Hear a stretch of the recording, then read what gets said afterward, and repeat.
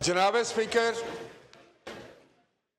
मुझे बहुत अफसोस के साथ कहना पड़ता है कि आज जिस अंदाज से असेंबली की कार्रवाई जो है वो जारी है और जिस तरीके से आप जो कानून साजी कर रहे हैं, तरमीम कर रहे हैं, जिस अंदाज से उसको बुलडोज किया जा रहा है, ये मैं समझता हूं कि इससे पाकिस्तान की पार्लियामेंट के तकद्दुस में कमी वाक़या हुई है। मैं जनाब से ये एक्सपेक्ट नहीं कर रहा था। होना तो ये चाहिए था कि ये जितने बिल भी आज यहाँ पेश किए जा रहे हैं या जाएंगे, उन पर एक ऑर्डिनेंसेस पर एक ऑब्जेक्शन आया था। ऑब्जेक्शन ये था कि क्या जो टाइम लैप्स्ड है, जिनकी मुद्दत खत्म हो चुकी है, क्या आप एक सिंपल रेजोल्यूशन के साथ उसको बहाल कर सकते हैं? अगर वो आईने पाकिस्तान में उसका एक तरीका कार दर्ज है, तो वो तो या तो फिर आपको 2/3 मेजोरिटी यहां चाहिए होगी। तो मैं समझता हूं कि जिस किसी ने भी आपको ये मशवरा दिया है, जो भी अक्लमंद था, उसने आपसे गैर कानूनी और गैर आनी काम करवाया है, जिससे इस पार्लियामेंट के ऊपर एक बहुत बड़ा दाग आया। दूसरी बात जो मैं आपके सामने अर्ज करना चाहूंगा, जनाब स्पीकर, मैं वो चीजें नहीं दोहराना चाहता जो ख्वाजा साहब ने बात की। कल जब मैं खड़ा हुआ था यहाँ पर, तो डिप्टी स्पीकर साहब प्रिजाइड कर रहे थे, तो मैंने उनसे कहा कि यहाँ 6 में गोइयां हो रही हैं कि कोई मिनी बजट आ रहा है, कोई नई टैक्सेशन आ रही है, महंगाई में इजाफा होने जा रहा है, पाकिस्तान की अवाम जो पहले ही एक किस्म के मफलूज हो चुकी है उनकी सारी जिंदगी, उन पर मजीद जुल्म ढाने की कोशिश की जा रही है। तो उन्होंने फरमाया, इसी चेयर ने फरमाया कि नहीं जनाब, ऐसा तो कोई बजट नहीं आ रहा, ऐसा तो कोई बिल पेश नहीं किया जाएगा। जब ऐसा बिल आएगा तो फिर हम आपको बात करने का मौका देंगे। वो ये बात करके चले गए। जब बिल आया तो आप तशरीफ ले आए और आपने हमें बात करने से रोक दिया। वो वक्त था कि हम बात करते। जनाब स्पीकर, एक तरीका तो यह है हाउस चलाने का जो अब चल रहा है। तरीके से आप कह सकते हैं जनाब कि हमारे पास 10-12 मेंबर्स की या 5-7 मेंबर्स की मेजॉरिटी है, अक्सरियत है, हम जैसे चाहें कानून साजी कर लें। लेकिन मैं आपकी तवज्जो इस बात पर दिलाना चाहता हूं कि कानून साजी कोई पीटीआई के लिए नहीं हो रही, कानून साजी कोई पीपल्स पार्टी के लिए नहीं हो रही, कानून साजी कोई जेयूआई के लिए नहीं हो रही, कोई मुस्लिम लीग एन के लिए नहीं हो रही। कानून साजी आप कर रहे हैं पाकिस्तान के 22 करोड़ लोगों के लिए, और आने वाले वक्तों पर उसका इतलाक होगा। ये कैसा कानून साजी हम कर रहे हैं कि इस तरफ से वावेला हो रहा है कि आप हमारी बात तो सुने, कोई बात सुनने के लिए तैयार नहीं है। यहां से ख्वाजा आसिफ जो है वो पार्लिमानी लीडर ने एक बात की, अब उसका जवाब ट्रेजरी बेंचों से क्या आया? जनाब स्पीकर, आप खुद एक बड़े मंजे हुए सियासतदान है, क्या कहा है असद उमर ने उसके जवाब में? असद उमर ने कोई जवाब दिया? किसी सवाल का जवाब दिया? क्या इस हाउस को वो मुतमईन कर सके? क्या आपकी जाते गिरामी को वो मुतमईन कर सके?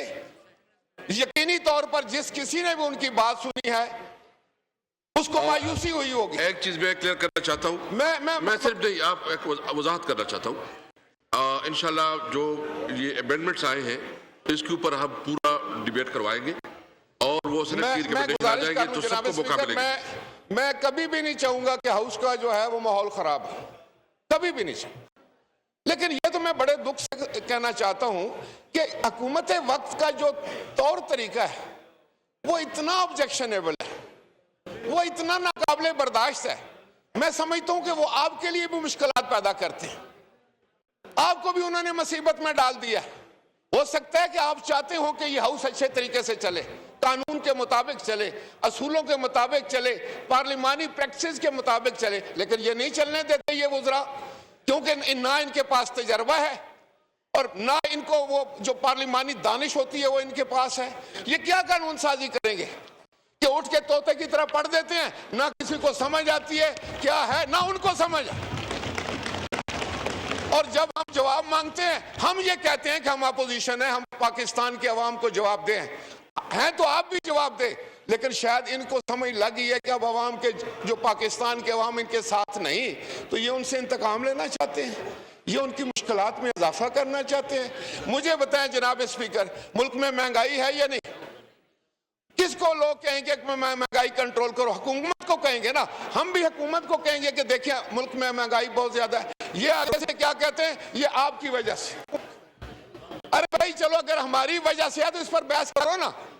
आपने 3.5 साल जाया कर दिए इसी तरह ताने देकर, इल्जामात लगाकर, और प्रैक्टिकली अमलन जनाब स्पीकर हकीकत यह है कि यह हुकूमत हर महाज पर फेल हुई है। और ये जो मजाक कर रहे हैं ना इस पार्लियामान के साथ, जो पाकिस्तान के 22 करोड़ लोगों की दानिशगाह है, उसके साथ ये मजाक कर रहे हैं।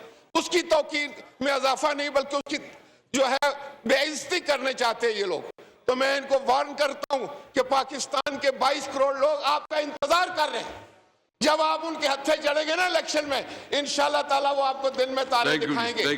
दूसरी बात मैं आपको ये बताना चाह रहा था सर, जनाब स्पीकर, आपसे मेरी ये गुजारिश, आप में बड़ा तहम्मुल है, आप पहले भी स्पीकर रहे हैं।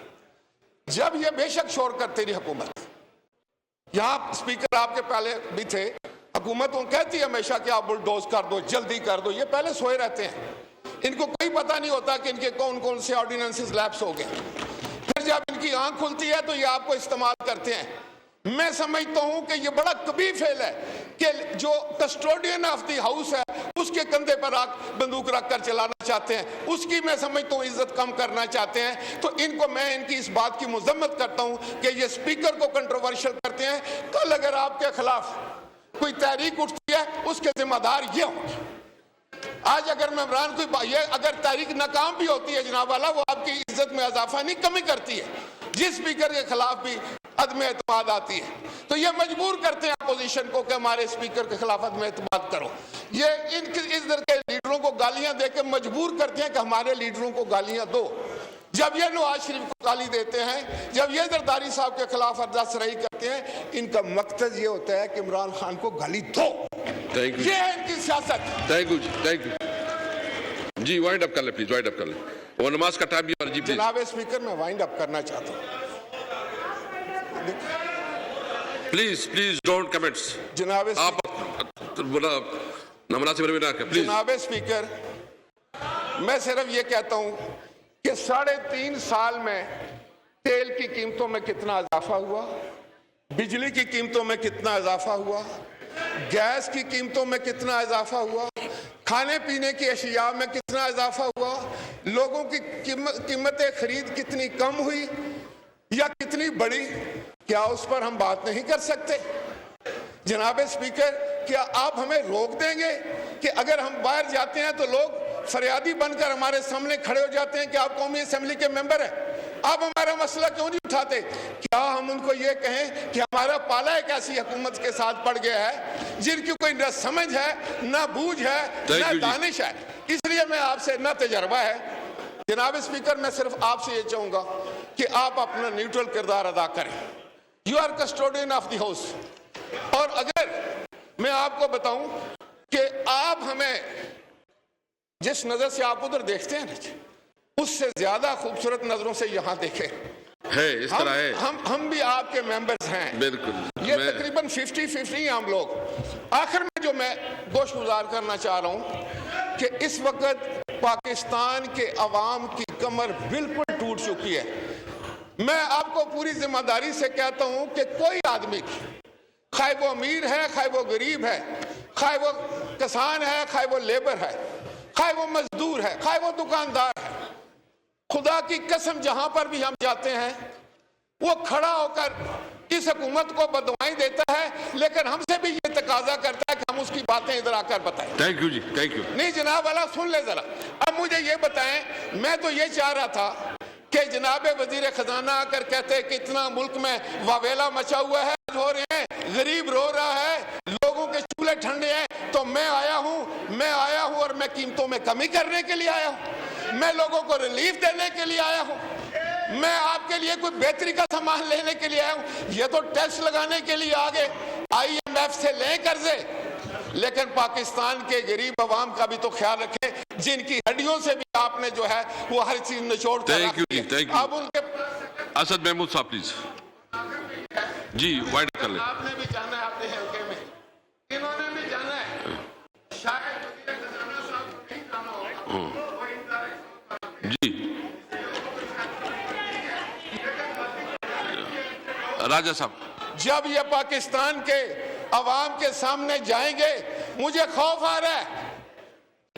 हम भी शायद इतने पॉपुलर नहीं थे, नहीं होंगे, लेकिन खुदा की कसम जो आपकी दुर्गत बनने जा रही है आपको फिक्र ही नहीं है। खुदा के लिए सोचो, आप अभी अपने हलकों में नहीं जा सकते।